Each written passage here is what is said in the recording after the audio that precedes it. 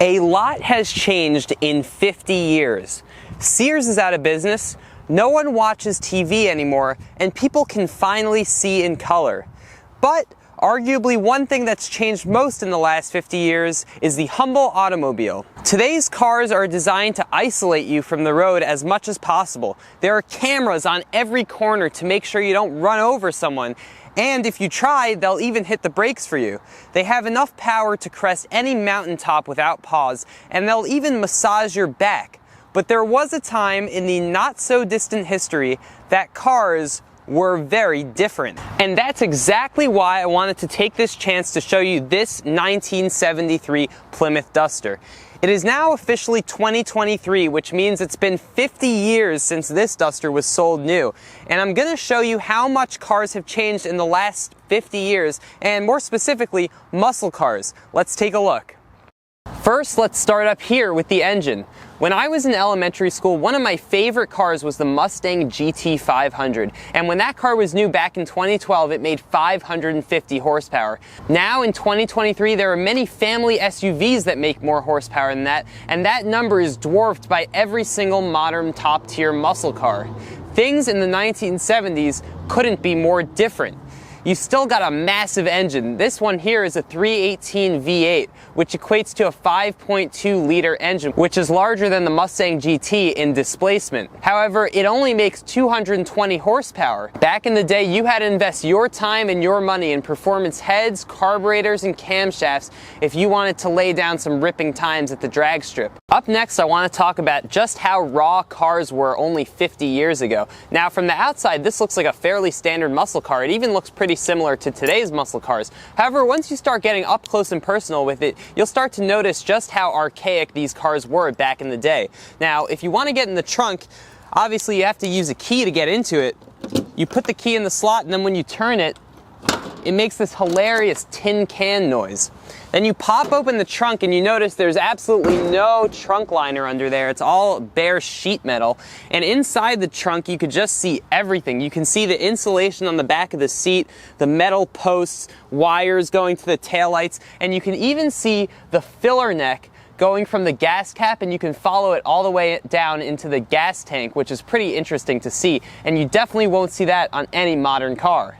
The same antiquated theme continues when you go to get inside the Duster. Instead of just pulling on some smooth, streamlined handle, you push in this thick metal button and the door kind of opens in this clunky manner. Sometimes it jams like you just saw there.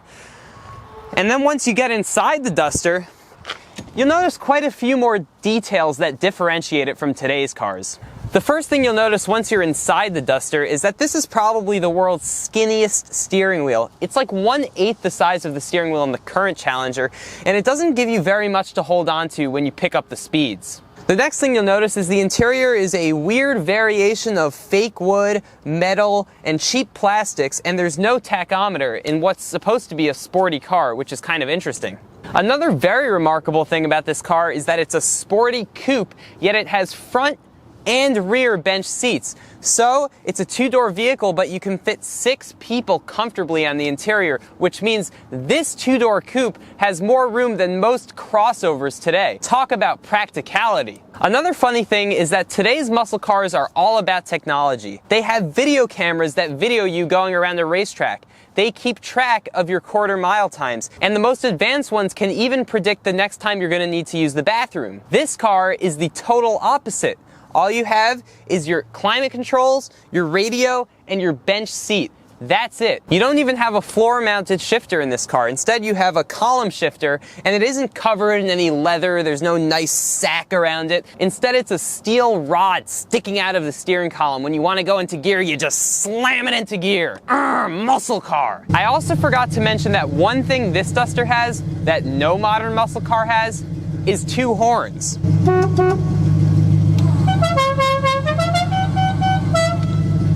You have that in your Hellcat? Didn't think so. Once you're in the back seats, you'll notice the same theme of basically 0 features continues back here.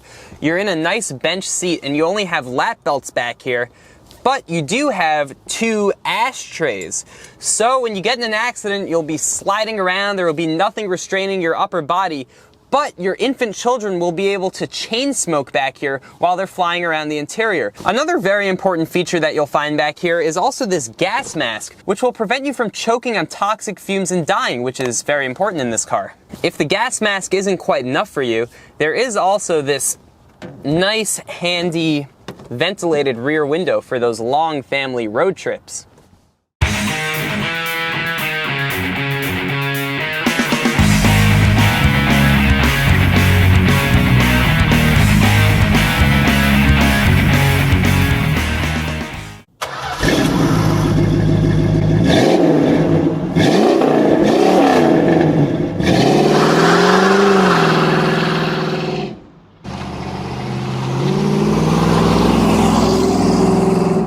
Now, up until this point in the video, it may have sounded like I was ripping on the Plymouth Duster, and don't get me wrong, I kind of was. But all of that goes out the window the second you drive this car. Sorry about the mount position in this car, hashtag no equipment struggles, but we will make the best of it. Woohoo! This car is just so fun, and it's so fast. Not really though, it just makes a lot of noise, which feels fast. Like, I drive this car and I kind of finding myself like just wanting to hit the gas pedal just because it's so fun.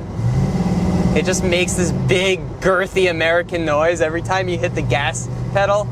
It's just so much fun, never gets old. And no matter how fast any electric car is, it will never be as fun as just hearing a big V8 roar. Now, the steering is absolutely horrible. It's more direct than that truck I drove the other week. It's more connected, like you turn it and the car is turning when I'm doing this, but like it's still all over the place. Like if you touch it a little bit here, the car just goes hard that way and you have to like overcorrect it. There must be something kind of wrong with the alignment, but yeah, overall, the steering is extraordinarily light. Like, there's absolutely no weight to the steering. You can turn it with your pinky. It's crazy. And it's so, the wheel is just so slim. There's nothing to hold on to here. I've never seen anything like it. It's like the size of a highlighter. It's kind of crazy. All right, we're gonna floor it here. Hopefully the camera doesn't fall.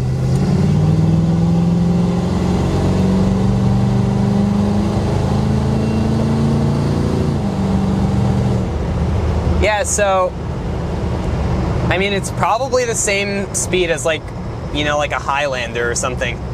Like, it's nothing crazy, but it just sounds good. And it's quick enough. Like, don't get me wrong, you don't want to be going very fast in this car because if something pops out, the steering is so unpredictable, like you will possibly crash into a tree. Like, if you just do a micro adjustment, like it just throws you the other way. It's kind of crazy. It's a little bit unsettling. Another thing is, when you take the turns, it's a bench seat, so you find yourself just sliding around. It's also a very like slippery vinyl material, so you're just kind of sliding around. But man, this car is so much fun. I don't care what your Hellcat does in the quarter mile. I don't care how many features it has or how many horsepower it has. It just isn't pure fun like this car. Just so raw, so unrefined. It's like, I don't even know how they were building cars like this. 50 years ago isn't that long ago. Like, this was when my parents were growing up. And, I mean, just to think that these were the cars that everyone was driving, it just doesn't even seem possible. It's just so far from what we're driving today. And yet it's so fun. And you can see why people from that time period really kind of miss these cars nowadays. Now that everything is just an iPhone, basically, a motorized iPhone. You just don't have anything that gives you this driving experience anymore. I, for one, absolutely love it. Now, the ride when you're going on smooth roads is actually quite good. The seat is kind of like a trampoline, so anytime you hit a bump, you're just kind of like bouncing, which is very fun. It's comfortable, you know. Nothing crazy, but in a few minutes, I'll try and find a rough road, and you can see how this car rides on rougher pavement. It's literally, it feels like it's gonna just all shake apart. It's kind of crazy. And a while back I made a video on my 240 and we were kind of talking about European driving experience, and I just want to touch upon that again today. So nowadays, all cars handle well. If you buy a Chevy Malibu, it's going to handle fairly similarly to a Volkswagen Jetta.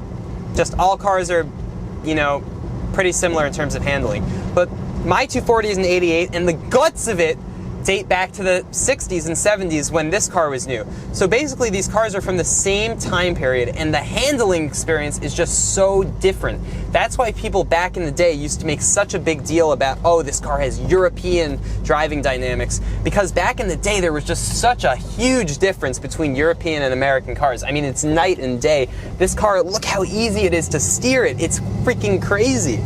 Whereas my Volvo feels close to a modern car. I mean, it has fairly substantial steering feel. It's well balanced, you know, it's predictable on the road. It really kind of is close to a modern car, whereas this thing is just all over the place. The color combined with this driving experience, it feels like you're driving a school bus. I should also mention that this car has a totally revamped Hotchkiss suspension, so in theory it should handle fairly well, but it really, I mean, to me, I'm kind of curious what a stock one would drive like.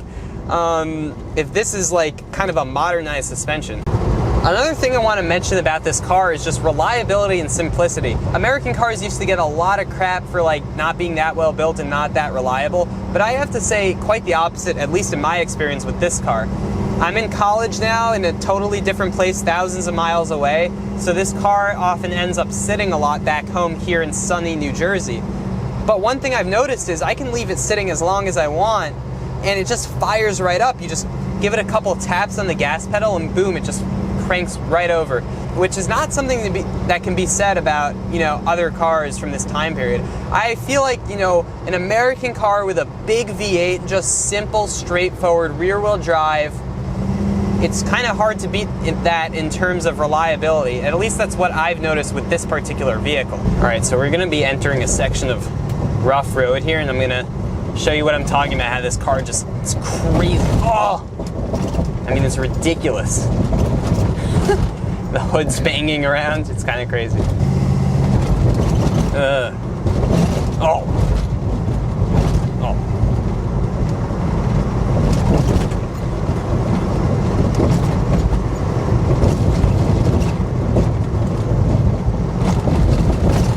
The thing about driving this car is it's never boring. It's such an entertaining experience. It's loud, it's kind of quick, the steering is all over the place, you really have to be on top of it. Looks like a freaking awesome vehicle.